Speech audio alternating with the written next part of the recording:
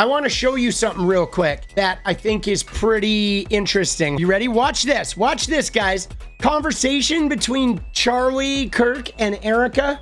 Oh, Lord. I don't know why you would waste your time saying somebody deserves to be publicly executed. You know what? I want to watch that execution. That'll make my day better.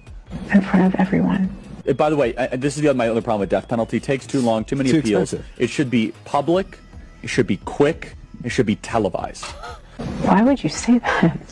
Isn't that funny? Dude, her voice, dude, she's a fake, bro. Do they think we are this soft and persuadable? Like, do we look like the kinds of people that are just gonna watch an assassination in broad daylight and just let it go because some influencers insist that we do? No, sorry.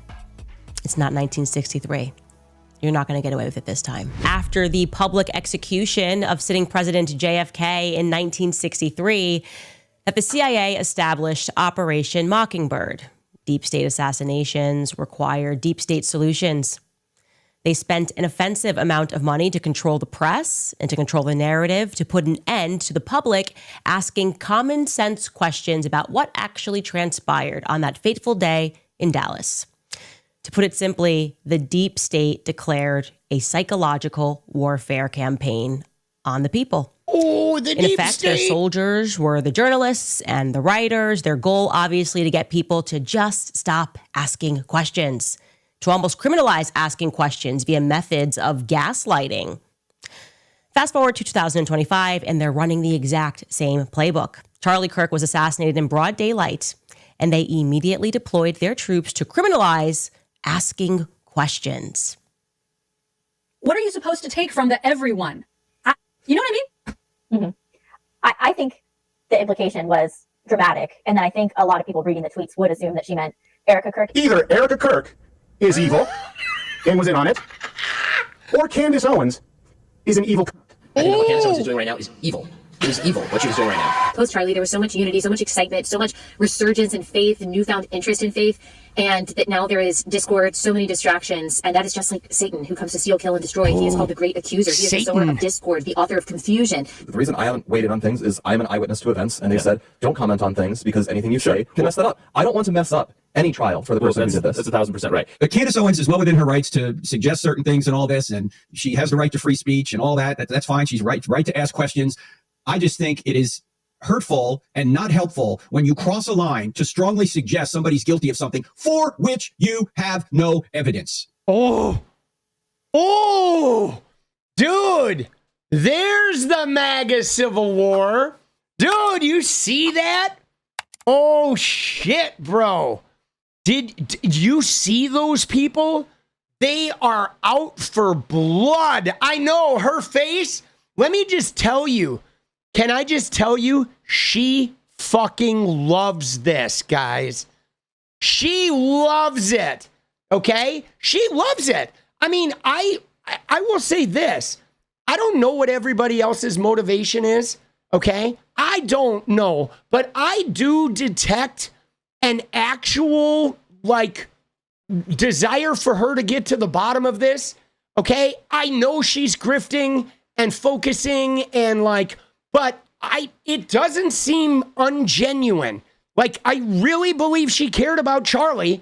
She actually looks like she was affected by his disappearance and is fighting to at least know the truth. Her getting them riled up and relishing in their downfall, she's also doing that. But, like, when I look at Erika Kirk does not look like she is mourning 𝗙lie and doesn't look like she's concerned about the truth. She's not even asking questions. Erika Kirk is more like, let me tell you what I'm going through, and we're gonna make sure all the newborns in America get branded with 𝗙lie Kirk's face on their chest. You know what I mean? Like, Erika Kirk is literally just cash registering this shit, like, openly. Oh, my tears, I'm so broken up. Hey, guys. You see me in my leather pants? You want to watch me and JD Vance's sex tape? Come on, guys. Oh, hi, 𝗙lie. Hi, Erika. Right? Dude, and like, I don't know. Candace is like, really feels like I have a bunch of questions. Some of this shit doesn't add up. Why is nobody asking questions? Right? Because, man, I could just tell you, if something happened to Jenny and there were a bunch of questions like this, guys, I would be investigating it every day. I would be asking the police, the fucking investigators, the coroner, the fucking FBI, why is this shit not adding up? Why are you not responding to me? Why is the organization behaving wrong? What is going on? This is not adding up like normal fucking people do. And the entire TPUSA, the entire goddamn organization is like running with the football of like Benjamin Netanyahu and Erika Kirk and like, oh, we're going to groom all the kids. And then all they do is post, oh, we miss Charlie so much. Dude, don't you have any questions about his death? Nope. Hey, you want our money football? Let's go. We got more laps to do. Right? I mean, they're not adding up, bro. They're acting like Charlie, like dying, like that was just a chapter closing to this bold new future. It's fucking crazy. Dude, yeah, something is up, bro. Challenge accepted, Frank Turek. Let's go Max today. Welcome back to Candace. All right. Ooh, Candace, welcome back to Candace. Thank you, Candace. It's good to be back. Pastor Rob McCoy, let's not forget him too, because he's the... Dude, she hates Rob McCoy. Dude, Rob McCoy? You know what's funny? I feel like Candace is going to haunt Rob McCoy for the rest of his natural born life, dude. Pastor Rob McCoy, let's not forget him too, because he's the spawn of naval psychological intelligence, psychological campaigns upon the public. And here's what he has to say about matters. Take a listen. I want to read you a passage out of Romans. It says in Romans 12:15 and 16, rejoice with those who rejoice and weep with those who weep. Be of the same mind toward one another. Do not set your mind on high things, but associate with the humble, and do not be wise in your own opinion. I think that's a fitting verse. I mean, we're hearing all kinds of speculation about Charlie and what he believed and didn't believe. And I just have to tell you, this is not the time for it. By the way, dude, this guy is smarmy, dude. This guy added himself to the Wikipedia page like the day Charlie died as like a founder of TPUSA Faith. FYI, this guy, dude, this guy looks like a fucking, like an Epstein devotee, doesn't he? Doesn't he seem like, goddamn, bro, if I see you at the park, I'm fucking packing up my kids and like flooring it, bro. You know? Dude, he does, bro. He looks like a fucking walking restraining order, bro. No closer than 300 feet at any time. Holy shit, boss. It's a time to minister to the family. They have a husband and a father to bury. Yeah, it's a time to put on your leather pants, stroke the back of the vice president's neck, and start fucking dancing with your $50,000 rings on. We have a friend to bury, a brother to bury, a son to bury. And the world is mourning. And this is not the time to get clicks. It's not time to build your empire.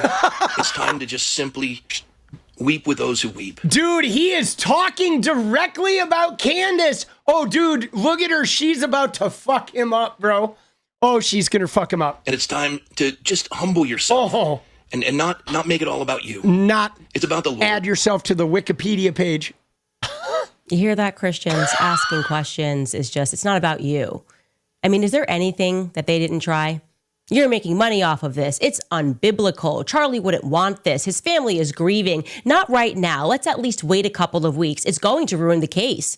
You'll get into heaven as long as you don't think about it. If you don't think about what happened on 9/10, then you're guaranteed a slot into heaven. You know, I used to really lament the fact that I grew up on the wrong side of the tracks. Seriously, I hated that I didn't grow up rich. Who didn't, right? Who does not hate if you grow up without a lot, that you weren't just born into the right circumstances? And now I reflect on those feelings and I wouldn't change a single thing. I am actually so grateful. That's what I want to say today. I am so grateful about where I started my life in St. John's Towers. I look at that building now, it's such pride. And looks like the Capitol grateful Records to building. have not grown up with a silver spoon in my mouth, because it fortified my character and it gave me a lot of common sense. I have no doubt that Tucker Carlson and I are being threatened. That's pretty obvious. I think it's very obvious that nobody thinks Egypt is behind it. You know, the last time that narrative ran was probably the USS Liberty. That was the plan, right? To make us think Egypt had attacked us. But it wasn't actually Egypt that attacked that ship. It was Israel. Israel attacked that ship. Israel is growing increasingly alarming in terms of legislation that they're trying to get passed, trying to censor our speech, trying to take over social media campaigns. Bibi Netanyahu is name-checking me and Tucker Carlson, and all of their sycophants are on stage calling us out. So I'm going to connect that dot there.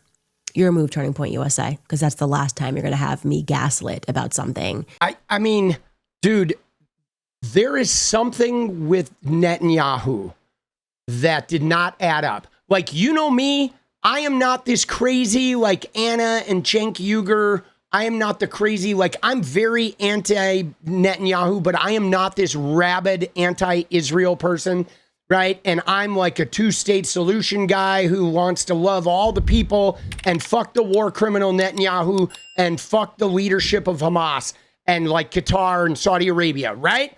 That's where I stand. Right? I'm very anti-Bibi, but I'm not like this crazy Israel conspiracy guy. But goddamn, bro, Netanyahu's behavior after 𝗙lie Kirk died was some of the weirdest, like alarm bell shit I have ever seen in my life. Okay? In my life, never have I seen a person who never once mentioned 𝗙lie Kirk, never once was involved in like youth politics, the MAGA youth movement. Like, this guy was just never a part of that. And the minute that bullet hit 𝗙lie Kirk, Bibi was like Sammy Davis Jr. out there fucking warming up the crowd and just going on and on and on. And then they were like meeting with young influencers and like paying for social media posts, and him even going on there saying, we didn't kill him. Dude, that was some of the weirdest fucking shit I've ever seen in my life. That was not normal. That man is like attached to something connected to 𝗙lie, with either they killed him or they knew he was going to be killed, and he was getting something after the killing. Like, you know what I'm saying? Like, something was fucking up with that shit, bro. It was just, I could feel it. Like, goddamn, this is weird.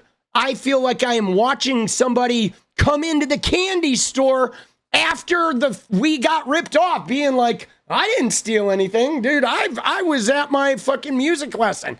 Like, dude, nobody asked you anything. Why are you talking about the burglary? Right? It was like some Encyclopedia Brown kind of shit, where you're reading and you know exactly who did it on fucking page 52 of the Encyclopedia Brown book. That was not normal, bro. What is up, guys? Thank you so much for watching. If you like the video, you want to support independent resistance media, you know what to do. Drop that sub, hit the like button, and please share it. And we do love our members, so if you want to become a member, it's another really great way to support. Thanks again for everything, guys. I'll see you next time. Let's go.